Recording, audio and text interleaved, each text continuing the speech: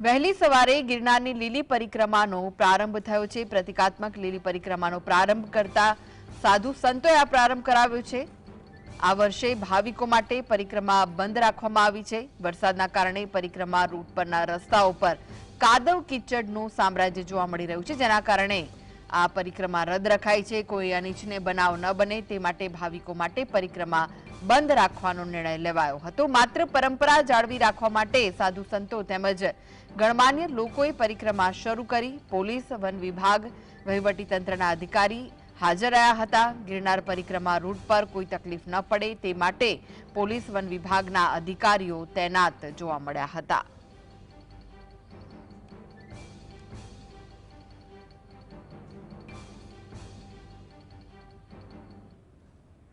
તો આ વિશે વધુ માહિતી માટે જોડાઈ ગયા છે જૂનાગઢથી સંવાદદાતા હિરેન। હિરેન, આ વખતે પરિક્રમા બંધ રાખવામાં આવી છે અને સાધુ સંતોએ પરિક્રમાનો પ્રારંભ કર્યો હતો, શું વિગતો મળી રહી છે?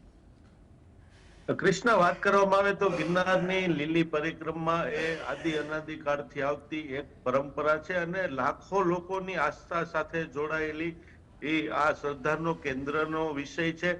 પરંતુ કમોસમી વરસાદના કારણે ગિરનારની લીલી પરિક્રમા છે તે બંધ રાખવાનો નિર્ણય લેવામાં આવ્યો છે। કેમ કે જે ગિરનારની પરિક્રમાનો રૂટ છે, જે 36 કિલોમીટરના જંગલના રૂટ પર વરસાદના કારણે કાદવ કીચડની સ્થિતિ ઊભી થઈ ગઈ છે અને ત્યાં ચાલી શકાય કે વાહનો ચાલી શકે તેવી પણ સ્થિતિ રહી નથી, જેના કારણે સલામતી ખાતર વહીવટી તંત્રએ પરિક્રમા રદ કરવાનો નિર્ણય લીધો છે।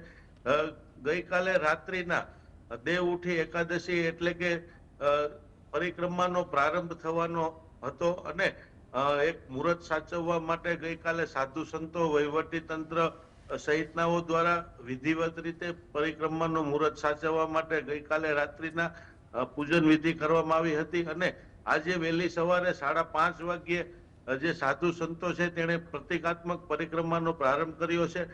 જે ઇટવા ગેટ છે ત્યાંથી સાધુ સંતોએ પ્રવેશ કરી અને લીલી પરિક્રમાનો પ્રારંભ કર્યો છે। કેમ કે પરંપરા ન તૂટે તે માટે સાધુ સંતો પ્રતિકાત્મક પરિક્રમા કરી રહ્યા છે, પરંતુ હજુ ક્યાંક ને ક્યાંક ભવનાથ તળેટીમાં હજારો ભાવિકો છે તે એકઠા થઈ ગયા છે અને તેઓને પણ પરિક્રમા કરવી છે તેવી માંગણી કરી રહ્યા છે।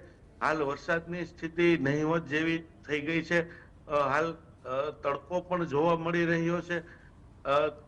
અનેક જે ભાવિકો છે તે માંગ કરી રહ્યા છે કે ગિરનારની લીલી પરિક્રમા કરવા દેવામાં આવે, પરંતુ તંત્ર પોતાના નિર્ણય પર અડગ છે અને હજુ જૂનાગઢની અંદર 50,000થી વધુ જે ભાવિકો છે તે પરિક્રમા કરવા માટે ગિરનારના જે તળેટી વિસ્તાર છે, ભવનાથ ક્ષેત્રમાં આવી પહોંચ્યા છે અને હજુ પણ પરિક્રમા થશે તેવી આશાએ અનેક લોકો જૂનાગઢ આવી રહ્યા છે।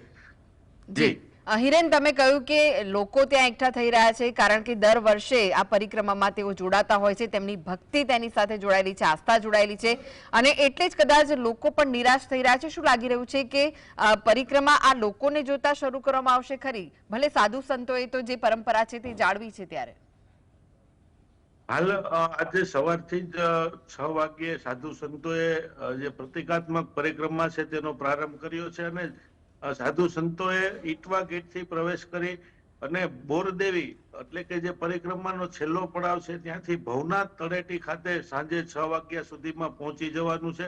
ત્યારબાદ તમામ પરિક્રમાર્થીઓ માટે મુખ્ય જે ગેટ છે તેને બંધ રાખવામાં આવ્યા છે। આ ઉપરાંત જે ગિરનાર પરિક્રમા જંગલના જે રૂટના વિસ્તારો છે, સરકડિયા હનુમાન છે, બોરદેવી છે, ઝીણાબાવાની મઢી છે, ઇટવા ગેટ છે, ત્યાં તમામ જગ્યાએ પોલીસ અને વન વિભાગનો ચુસ્ત બંદોબસ્ત ગોઠવી દેવામાં આવ્યો છે। કેમ કે કોઈ યાત્રિકો કોઈ પણ જગ્યાએથી પરિક્રમાના જંગલના રૂટ પર પ્રવેશ ન કરે, કેમ કે કોઈ પણ જાતની અંદર વ્યવસ્થા નથી। જંગલ હોવાથી સિંહ, દીપડા સહિતના વન્ય પ્રાણીઓ પણ વસવાટ કરે છે, કોઈ અનિચ્છનીય બનાવ ન બને તે માટે અને કોઈ યાત્રિકો અંદર ન જાય તે માટે તંત્ર દ્વારા આવી વ્યવસ્થા કરવામાં આવી છે। આ તમામ ઘટનાક્રમ જોતા સ્પષ્ટ લાગી રહ્યું છે કે યાત્રિકો માટે પરિક્રમા શરૂ થાય તેવી કોઈ શક્યતાઓ જોવા મળતી નથી।